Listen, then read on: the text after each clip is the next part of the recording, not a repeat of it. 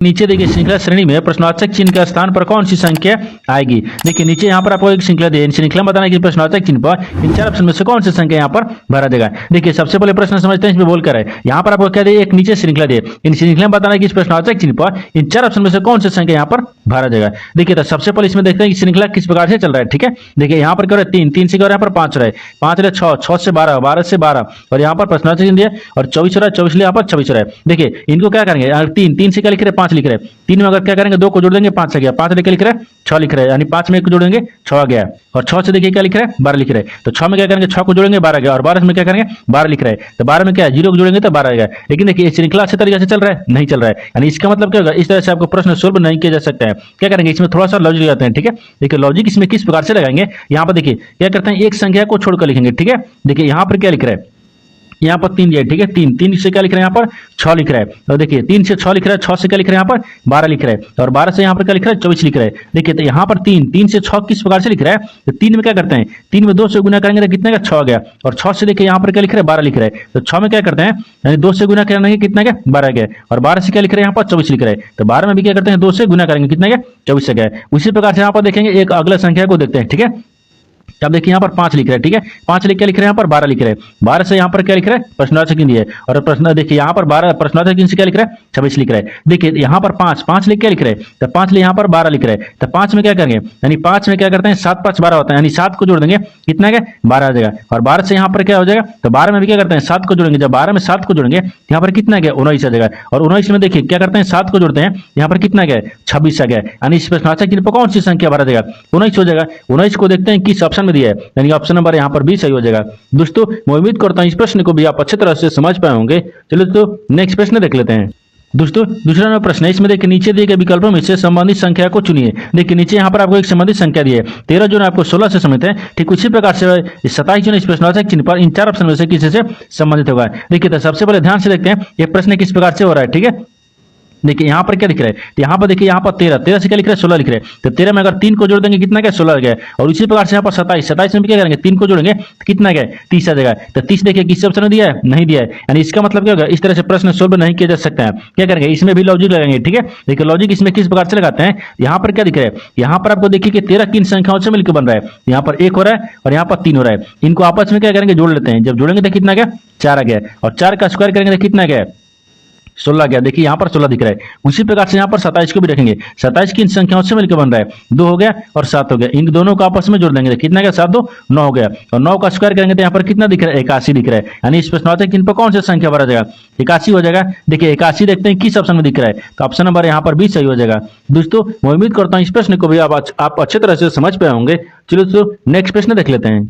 दोस्तों तीसरा प्रश्न है, इसमें देखिए नीचे दी गई आकृति में कितने त्रिभुज हैं। देखिए यहाँ पर नीचे एक आकृति दी है। ठीक है, इन आकृति में बताना कि त्रिभुजों की संख्या कितना दिख रहा है। देखिए यहाँ पर क्या करिएगा, वीडियो को रोककर खुद अपने आप से बनाने की कोशिश करिएगा, और 12 प्रश्न में से अपने कितने प्रश्न सही किए हैं वीडियो को लास्ट में कमेंट में जरूर बताएगा। और इस चैनल पर पहली बार आए हैं तो चैनल को सब्सक्राइब कर बेल आइकन घंटी को प्रेस जरूर कर लीजिएगा, क्योंकि सबसे पहले इस तरह का क्लास आपको मिलता रहे। देखिए सबसे पहले इसमें ध्यान से देखते हैं कि इस आकृति में कितने त्रिभुजों की संख्या दिख रही है। देखिए यहाँ पर सबसे आसान कौन सा त्रिभुज दिख रहा है, पहले उसको गिन लेते हैं। देखिए यहाँ पर 1 हो गया, ये कितना दिख रहा है, 1 हो गया, कि हाँ क्योंकि यहाँ पर देखिए कितना की दिख रहा है, 1 हो गया है। एक के बाद में देखिए एक इधर से देखेंगे कितना दिख रहा है, 2 दिख रहा है, कितना दिख रहा है, 2 हो गया, यहाँ से 2 दिख रहा है। 2 के बाद में देखिए एक इधर से रखेंगे, इसको रखेंगे, इसको क्या करते हैं, कलर चेंज करते हैं। ठीक है, देखिए 2 हो गया। 2 के बाद में अगर इसको रखते हैं यहाँ से, ये कितना हो गया, 3 हो गया, कितना हो गया, 3 हो गया, इसको हम 3 रखते हैं। ठीक है, अब 3 के बाद में देखिए ई वाला भी बनेगा, देखिए इसमें ई बनेगा तो 3 के बाद में ई बनेगा तो 4 हो गया, और 4 के बाद में देखिए इसमें बनेगा तो कितना गया, ये 5 आ गया, कितना गया, 5 आ गया, यानी अभी कितना दिख रहा है, 5 को दिख रहा है। 5 के बाद में देखिए और कहीं दिख रहा है, हाँ 5 के बाद में देखिए इधर से ही दिखेगा ना, ये कितना दिख रहा है, 6 हो गया। 6 के बाद में एक इधर से ही दिखेगा तो कितना गया, 7 हो गया। ठीक है, 7 हो गया, और 7 के बाद में एक पूरा वाला दिखेगा। ठीक है, देखिए एक पूरा वाला, ये पूरा वाला आपको दिखेगा तो कितना गया, 8 आ गया, कितना गया, 8 को आ गया, यानी इसमें कितना दिख रहा है, तो 8 को दिख रहा है, कितना दिख रहा है, 8 दिख रहा है। 8 के बाद में देखिए और कहीं दिख रहा है, हाँ और दिखेगा इसमें। ठीक है, देखिए इसमें कितना कहाँ दिख रहा है, तो यहाँ पर देखिएगा 8 के बाद में यहाँ से ही दिखेगा, कितना हो गया, ये 9 दिख रहा है, कौन सा दिख रहा है, 9 हो गया, तो यहाँ पर 9 रखते हैं। ठीक है, और 9 के बाद में देखिए कि इधर से दिखेगा, 9 हो गया, और 9 के बाद में एक इधर से ही दिखेगा, 10 दिख रहा है ना, देखिए यहाँ पर एक इधर 10 हो गया। ठीक है, 10 दिख रहा है। 10 के बाद में और देखिए और कहीं बन रहा है त्रिभुज, हाँ और देखिए इसमें 10 के बाद में देखिए कि इधर से बनेगा, ए बनेगा तो कितना हो गया 10 के बाद में ए की बनेगा 11 हो गया, कितना हो गया ए 11 गया, ठीक है, यानी 11 दिख रहा है यहाँ पर 11 हो जाएगा, ठीक है। देखिए ये कितना दिख रहा है 11 को दिख रहा है, 11 के बाद में और कहीं दिख रहा है, हाँ और दिखेगा, ये देखिए 11 एक इसको रखेंगे कितना गया 12 गया, कितना गया 12 गया, यानी इनको देख कितना गया 12 गया, यानी इस आकृति में कुल त्रिभुजों की संख्या कितना दिख रहा है 12 को दिख रहा है। तो 12 देखते हैं किस ऑप्शन में दिख रहा है, तो ऑप्शन नंबर यहाँ पर सी सही हो जाएगा। दोस्तों मैं उम्मीद करता हूँ इस प्रश्न को भी आप अच्छे तरह से समझ पाए होंगे। चलो दोस्तों नेक्स्ट प्रश्न देख लेते हैं। दोस्तों 4 नंबर प्रश्न है, इसमें देखिए एक निश्चित कोड भाषा में यानी GIRL को यहाँ पर 1539 और रोज को यहाँ पर 6825 के रूप में कोडित किया गया है। दी गई कोड भाषा में यानी आर का कोड क्या होगा। देखिए यहाँ पर सबसे पहले प्रश्न समझिए, इसमें बोल कर है यहाँ पर आपको क्या दे एक कोडिंग से संबंधित प्रश्न दिए, ठीक है। देखिए यहाँ पर बोल रहा है कि GIRL को यहाँ पर 15 क्या लिख रहा है 39 लिख रहा है। उसी प्रकार से यहाँ पर ROSE रोज को क्या लिख रहा है यहाँ पर 6825 लिख रहा है। उसी कोड भाषा में बताना है कि आर को क्या लिखेगा। तो सबसे पहले देखते हैं कि इन दोनों में आपको आर किस प्रकार से दिया है, ठीक है। देखिए यहाँ पर क्या दिख रहा है, तो यहाँ पर मान लीजिए यहाँ पर रखते हैं जी रखते हैं, ठीक है, जी रखते हैं, आई रखते हैं, आर रखते हैं और एल रखते हैं। इसको क्या लिख रहे हैं, तो इसको देखिए यहाँ पर 15 लिख रहा है, 3 लिख रहा है और यहाँ पर 9 लिख रहा है। अगर इस प्रकार से देखेंगे, देखिए इधर से जाएंगे तो यहाँ पर आर को क्या दिख रहा है, आर को आपको 3 मान दिख रहा है, आर को 3 दिख रहा है, इस प्रकार से तो होगा नहीं, ठीक है। देखिए इसमें क्या करते हैं, इसमें अलग से रखते हैं, जैसे में यहाँ पर देखिए इसको क्या रखते हैं, इसको 1 रखते हैं, इसको 2, इसको 3, इसको 4 रखते हैं। देखिए 1 रखते हैं, 2 रखते हैं, 3 रखते हैं और 4 रखते हैं। देखिए आर का मान कितना दिख रहा है, आर का मान यहाँ पर क्या दिख रहा है, देखिए 2 में 2 दिख रहा है तो यहाँ पर आर हो गया, और यहाँ पर 2 में 2 दिख रहा है तो आर का मान कितना आ गया 5 आ गया। आर को देखिए, आर को क्या लिख रहा है, आर को यहाँ पर 5 हो जाएगा। उसी प्रकार से यहाँ पर रोज को देखेंगे, ठीक है। देखिए रोज को क्या लिख रहा है, ROSE दिख रहा है, ठीक है। इसको क्या लिख रहा है, तो रोज को यहाँ पर देखिए क्या लिख रहा है 68 लिख रहा है, 68 हो गया और यहाँ पर 25 हो गया। तो 68 पर 25 किस प्रकार से लिख रहा है, देखिए यहाँ पर गिनिएगा, 1 हो गया, इधर से क्या गिनेंगे 1 हो गया, इधर से 2 हो गया, इधर से 3 हो गया, इधर से 4 हो गया। अब देखिए 1 हो गया, 2 हो गया, 3 हो गया और 4 हो गया। देखिए तो यहाँ पर आर का मान कितना दिख रहा है, आर का मान यहाँ पर देखिए कितना दिख रहा है, तो 5 दिख रहा है, क्या दिख रहा है 5 दिख रहा है। देखिए इसमें भी आपको देखिए गिर यानी यहाँ पर GIRL में भी आपको क्या दिख रहा है 5 क्या, यानी आर का मान कितना दिख रहा है 5 दिया है, और यहाँ पर भी क्या 5 दिख रहा है। तो आपको बताना क्या था आर का कोड क्या होगा, तो आर का कोड क्या हो जाएगा 5 ही होगा, क्या होगा 5 हो जाएगा। तो 5 को देखते हैं किस ऑप्शन में दिख रहा है, यानी ऑप्शन नंबर कौन से दिख रहा है, ऑप्शन नंबर यहाँ पर डी सही हो जाएगा। दोस्तों मैं उम्मीद करता हूँ इस प्रश्न को भी आप अच्छे तरह से समझ पाए होंगे। चलो दोस्तों नेक्स्ट प्रश्न देख लेते हैं।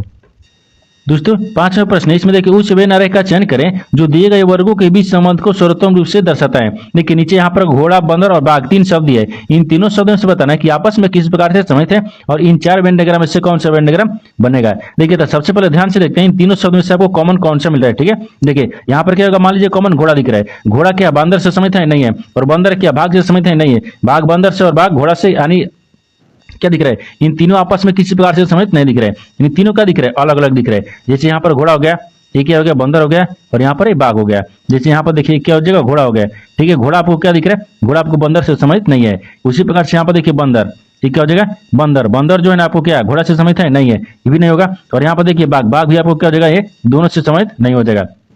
यानी तीनों का दिख रहा है आपस में, तीनों अलग अलग दिखेगा, ठीक है, किसी प्रकार से संबंधित नहीं है। तो तीनों देखिए, तीनों जब अलग अलग दिख रहा है तो इस तरह का वेन डायग्राम किस ऑप्शन में दिख रहा है, ऑप्शन नंबर यहाँ पर बी सही हो जाएगा। दोस्तों मैं उम्मीद करता हूँ इस प्रश्न को भी आप अच्छे तरह से समझ पाए होंगे। चलो दोस्तों नेक्स्ट प्रश्न देख लेते हैं। दोस्तों 6 नंबर प्रश्न है, इसमें देखिए यदि दर्पण प्रतिबिंब के समय यानी 11:09 है तो यहाँ पर घड़ी में क्या समय दिखाई देगा। देखिए यहाँ पर पहले प्रश्न समझिए, इसमें बोल कर, ठीक है। इसमें क्या बोल रहा है, यहाँ बोल रहा है कि देखिए यदि दर्पण प्रतिबिंब समय यानी दर्पण में जब समय कितना दिखा रहा है 11:09 दिखा रहा है, जब दर्पण में आपको समय कितना दिखा रहा है 11:09 दिखा रहा है, आपको यहाँ पर घड़ी में बताना है क्या समय दिखाई दे, यानी घड़ी का मतलब क्या होगा, यहाँ पर वास्तविक समय बताना है, क्या बताना है वास्तविक समय क्या दिखाई देगा। देखिए तो सबसे पहले इसमें देखते हैं कि यहाँ पर दर्पण देखिए क्या दिख रहा है, दर्पण में 11 क्या दिख रहा है 9 दिख रहा है। तो घड़ी में जब घड़ी में आपको समय कितना दिखा यानी वास्तविक में समय, तो देखिए यहाँ पर क्या होगा, जब दर्पण के लिए प्रश्न होता है ना निकालने के लिए, यहाँ पर क्या होता है यानी 11:60 में से क्या करते हैं जो समय दिया रहता है, या तो देखिए वास्तविक दिया रहा है या तो आपको दर्पण दिया रहा है, इस समय से क्या करेंगे दोनों घटाएंगे, ठीक है। दर्पण में दिया रहता है तो भी घटाएंगे और वास्तविक में दिया रहेगा तो भी घटाएंगे। देखिए ये दर्पण में समय दिया है, हमको वास्तविक में पूछ रहा है, तो 11 में से क्या करेंगे 11:60 में से क्या करेंगे, यहाँ पर देखिए 11:60 में से 9 क्या करेंगे 11:09 को घटा लेंगे। जब 11:09 को घटाएंगे यहाँ पर कितना बच रहा है, यानी 0 हो गया। और यहाँ पर कितना बचेगा 10, 10 में से 9 घटेगा 1 हो गया है। और यहाँ पर 5 कितने का 51 आ गया, कितने का 51, यानी डबल 0। देखिए यहाँ पर 0 0 51 थोड़े होगा, नहीं होगा। तो यहाँ पर देखिए इसका मतलब क्या हो गया, 11:60 का मतलब क्या होता है, यहाँ पर 12 बज रहा है। 11:60 का मतलब क्या होता है, यानी 12 बज रहा है, क्योंकि 11:60 का मतलब क्या होता है 12 होता है। ठीक है, तो यहाँ पर देखिए आप क्या करेंगे 12 में से क्या करेंगे, 12 में से अब यहाँ पर घटाएंगे। जो 11:60 लिखे हैं, 11:60 का मतलब ही 12 होता है। क्या होता है 11:60 हो गया तो कोई 11:60 बोलता है थोड़े, बोलता है कि 12 बज गया। ठीक है, उसी प्रकार से यहाँ पर देखिए 12 हो गया तो 12 में से क्या करेंगे 11 9 को घटा लेते हैं। जब 12 में से 11 9 को घटाएंगे तो कितना बचेगा। ठीक है, अब देखिए तो इसमें क्या करेंगे 12 हो गया। ठीक है, यानी 12 बच गया। और 12 में से क्या करेंगे यहाँ पर डबल 0 यानी 0 51 घटा लेंगे। ठीक है, 0 51 घटाएंगे तो कितना बचेगा। अब देखिए यहाँ पर 51 का तो 51 रह जाएगा, ये 12 का 12 आ गया, यानी कितना हो गया 12:51। आपसे सवाल क्या पूछा है, आपसे सवाल देखिए यहाँ पर पूछा है ना कि जब दर्पण में 9:11, सॉरी यहाँ पर 11:09 दिखा रहा है तो आपको घर यानी वास्तविक में समय कितना दिखाई दिया है। तो यहाँ पर समय कितना दिखाई देगा, तो यहाँ पर 12 बज के देखिए 12:51 दिखाई देगा। तो 12:51 देखते हैं किस ऑप्शन में दिख रहा है, यानी ऑप्शन नंबर कौन सी जगह, ऑप्शन नंबर यहाँ पर डी सही हो जाएगा। दोस्तों मैं उम्मीद करता हूँ इस प्रश्न को भी आप अच्छी तरह से समझ पाए होंगे। चलिए दोस्तों नेक्स्ट प्रश्न देख लेते हैं। दोस्तों 7वां प्रश्न है, इसमें देखिए नीचे पासे के दिए गए चित्रों के आधार पर बताइए कि यानी 3 के सम्मुख यानी सम्मुख कौन सा अंक है। देखिए यहाँ पर सबसे पहले प्रश्न समझिए इसमें बोल कर है, यहाँ पर क्या बोल रहा है कि एक ही पासे के देखिए यहाँ पर 4 स्थितियां दिए गए, यानी 4 स्थितियां दिए गए जिसमें आपको 3 के सम्मुख मतलब क्या होता है विपरीत बताना है। ये सम्मुख का मतलब क्या होगा विपरीत हो गया। देखिए इसमें क्या बताना है, इसमें बताना है कि पासे के दिए गए चित्रों के आधार पर बताइए कि 3 के सम्मुख यानी सम्मुख कौन सा अंक होगा। सम्मुख मतलब यानी विपरीत हो गया, पूछ रहा है कि 3 का विपरीत कौन सा अंक होगा। तो यहाँ पर देखिए एक ही पासे के जब 4 स्थितियां दिए गए या 3 या 2 दिया रहता है। ठीक है, इसमें क्या करेंगे 2 स्थितियां में से क्या करेंगे 2 फलक कॉमन मिलाएंगे और क्या करेंगे वो तीसरा एक दूसरे का विपरीत होता है। जैसे में देखिए इसमें कॉमन मिलाएंगे तो कॉमन क्या पूछ रहा है आपको 3 के विपरीत पूछना है। देखिए मान लीजिए यहाँ पर 3 दिया है, ठीक है 3 दिया है, 3 का विपरीत पूछा है। अब इसमें 3 के नीचे क्या दिख रहा है, यहाँ पर देखिए 5 और 6 दिख रहा है। क्या दिख रहा है 5 और 6 दिख रहा है। और देखिए अब 5 6 किसी और में दिख रहा है, नहीं दिख रहा है। देखिए इसमें दिख रहा है 5 और 6 दिख रहा है। क्या दिख रहा है 5 और 6 दिख रहा है, यानी 4 स्थितियां में 2 स्थितियां, देखिए 4 स्थितियां में 2 स्थितियां में जब 2 फलक एक समान आ जाएगा तो तीसरा एक दूसरे का विपरीत होता है। जैसे यहाँ पर देख लीजिए क्या दिख रहा है 3 पूछना है, 3 का मुख्य क्या होगा यानी 3 का विपरीत क्या होगा। तो यहाँ पर 3 के नीचे क्या दिख रहा है 5 6 कॉमन मिल गया। इसमें भी देखिए 5 6 कॉमन मिल गया। जब 5 6 कॉमन मिल गया तो 3 का विपरीत क्या हो जाएगा, तो 3 का विपरीत यहाँ पर क्या दिख रहा है 4 दिख रहा है। यानी 2 स्थितियां में 2 फलक जब एक समान मिलेगा तो तीसरा एक दूसरे का विपरीत होता है। यहाँ पर 3 का विपरीत क्या हो जाएगा, तो 3 का विपरीत यहाँ पर 4 हो गया है। ये 3 का विपरीत क्या दिख रहा है 4 हो जाएगा। तो 4 को देखते हैं किस ऑप्शन में दिख रहा है, यानी ऑप्शन नंबर यहाँ पर सी सही हो जाएगा। दोस्तों मैं उम्मीद करता हूँ इस प्रश्न को भी आप अच्छी तरह से समझ पाए होंगे। चलिए दोस्तों नेक्स्ट प्रश्न देख लेते हैं।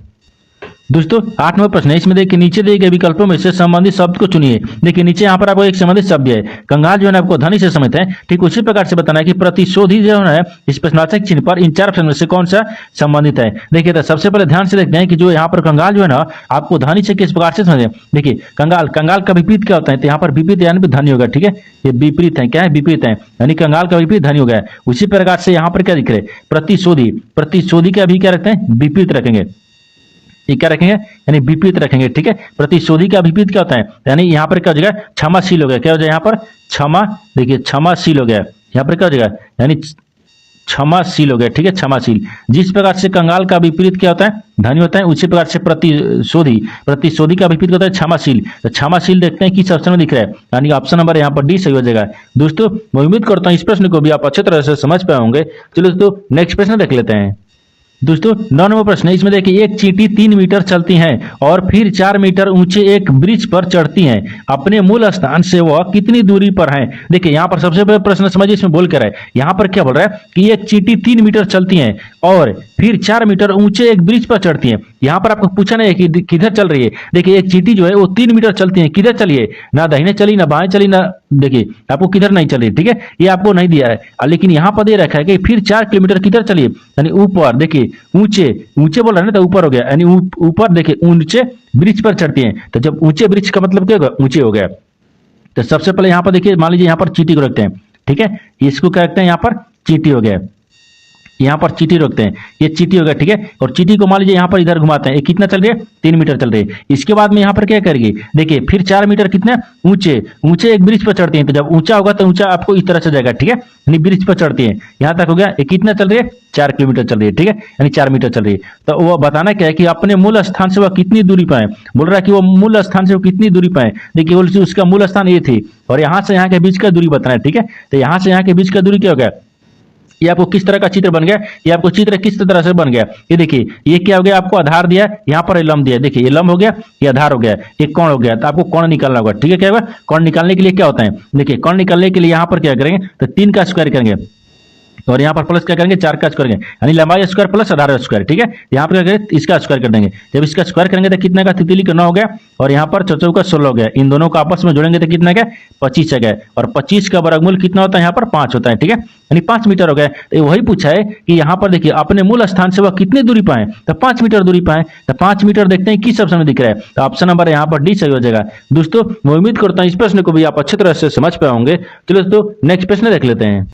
दोस्तों 10वां प्रश्न है, इसमें देखिए यदि 3 दिसंबर 2010 को रविवार था तो 3 जनवरी 2011 को कौन सा दिन था। देखिए यहाँ पर सबसे पहले प्रश्न समझिए, इसमें बोल कर है, देखिए यहाँ पर क्या बोल रहा है कि यदि 3 दिसंबर 2010 को कौन सा दिन था, तो रविवार था, ठीक है। अब 3 जनवरी 2011 को पूछा है कौन सा दिन होगा, तो उससे पहले क्या करेंगे, यहाँ पर देखिए 3 दिसंबर 2010 ले लेकर और 3 जनवरी 2011 तक के कुल दिनों की संख्या निकालेंगे। जैसे देखिए यहाँ पर ये क्या दिख रहा है, तो यहाँ पर 3 दिसंबर दिख रहा है, ठीक है, ये दिसंबर हो गया है, दिसंबर, ये दिसंबर, ठीक है।